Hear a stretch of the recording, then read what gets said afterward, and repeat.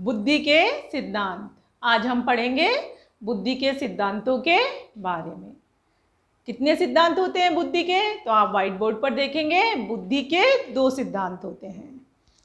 कौन कौन से? देखिए, ये बुद्धि के सिद्धांत हैं। पहला सिद्धांत है कार्य के सिद्धांत और दूसरा सिद्धांत है प्रक्रिया उन्मुखी सिद्धांत। कार्य के सिद्धांत के अंतर्गत कौन से सिद्धांत आ रहे हैं? सबसे पहले हम इस पर बात करेंगे।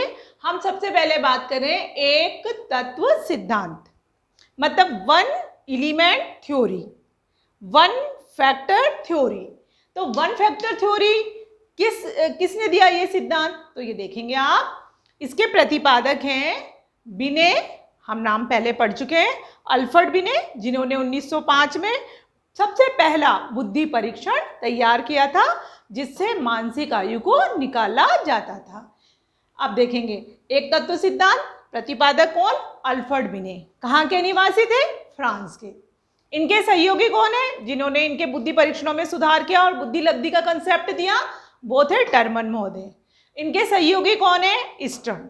मतलब प्रतिपादक अल्फ्रेड बिने, टर्मन और स्टर्न। आप यहाँ पर देखेंगे एक तत्व सिद्धांत कब आया? तो यहाँ पर सन लिखा हुआ है 1911 में। क्या कहता है ये one factor theory of intelligence? क्या कहती है देखिए, इस मत के अनुसार, इस मत को जो मानने वाले, कौन सा वाला मत? एक तत्व सिद्धांत वाला मत। इस मत के अनुसार बुद्धि एक सामान्य योग्यता है, मतलब एक जनरल एबिलिटी है, एक सामान्य योग्यता है जो व्यक्ति को विभिन्न परिस्थितियों में, कैसे भी परिस्थितियां हो जाए, विभिन्न परिस्थितियों में कार्य करने की क्षमता उत्पन्न करती है या कार्य करवाती है। इसी को इनके जो प्रतिपादक हैं उन्होंने सामान्य बुद्धि का नाम दिया है। फिर देखेंगे क्या विशेषता होती है। इसको टर्मन महोदय क्या बोलते हैं कि ये पूर्णतः अखंड है, अविभाज्य है। देखिए बुद्धि क्या है, यहाँ पर वन फैक्टर थ्योरी वाला सिद्धांत हमें क्या कहता है? वन फैक्टर थ्योरी सिद्धांत क्या कहता है? बुद्धि एक अविभाज्य एवं अखंड इकाई है, मतलब आप उसके टुकड़े टुकड़े नहीं कर सकते, किसी खंड में नहीं है, वो अपने आप में पूर्ण है, अविभाज्य है, जिसको बांटा नहीं जा सकता, जिसके टुकड़े नहीं किए जा सकते, अपने आप में वो एक है। बुद्धि सर्वव्यापी मानसिक योग्यता है। कुल मिलाकर एक क्या है? मानसिक शक्ति के रूप में वो उभर कर आती है। और सरल शब्दों में हम उसे बोल दें तो सभी मानसिक क्रियाओं में इस महान बुद्धि का एक छत्र राज होता है। बहुत सारी मानसिक क्षमताएं होती है, बहुत सारी मानसिक योग्यताएं होती है। तो ये जो बुद्धि हम पढ़ रहे हैं, ये जितनी भी मानसिक योग्यताएं होती है, जितनी भी मानसिक क्षमताएं होती है, उस पर एक छत्र शासन करती है, राज्य करती है, अर्थात सभी मानसिक योग्यताएं और क्षमताएं इसके अधीन होती है, ऐसा कहना चाह रहे हैं आपके प्रतिपादक। फिर देखेंगे, अब हम बात करते हैं, ये अमान्य हो गया, थोड़े दिनों के बाद में आप देखेंगे ये सिद्धांत अमान्य हो गया और उसकी जगह एक और सिद्धांत आया। एक सिद्धांत, एक तत्व सिद्धांत पढ़ लिया। अब हम पढ़ें two factor theory of intelligence. तो यहाँ पर कह रहे हैं कि 2 खंड सिद्धांत। प्रतिपादक कौन थे? स्पीयरमैन।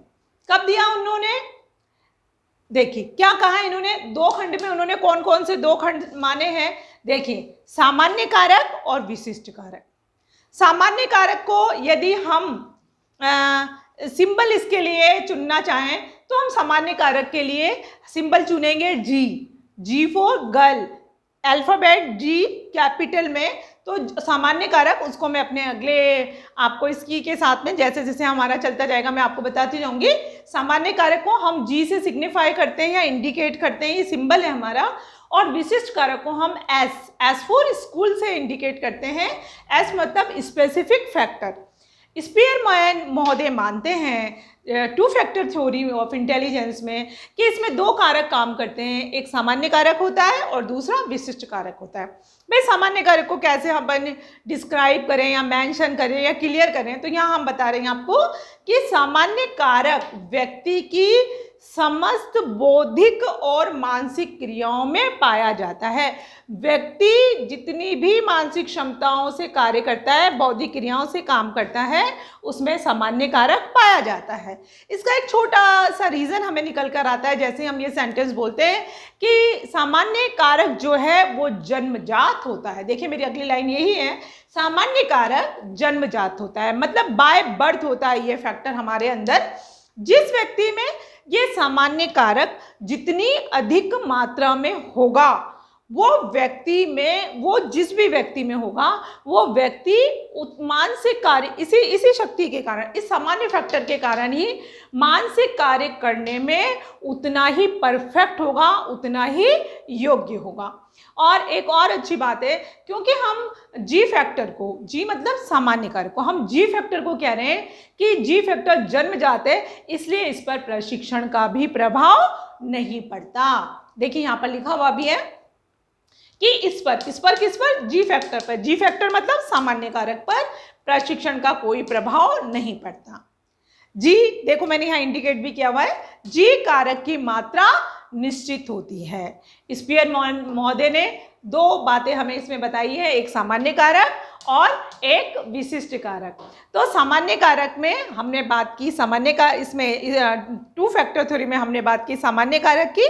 आप इसका व्हाइट बोर्ड का एक आप स्क्रीनशॉट ले सकते हैं, जिससे आपको लिखने में आसानी हो जाएगी, समझने में आसानी हो जाएगी। अब हम बात करेंगे अगली बार विशिष्ट कारक की, फिर हम बात करेंगे विशिष्ट कारक में और सामान्य कारक में क्या अंतर होता है, क्या डिफरेंस होता है, और इसके साथ में अगले वाले सिद्धांतों की।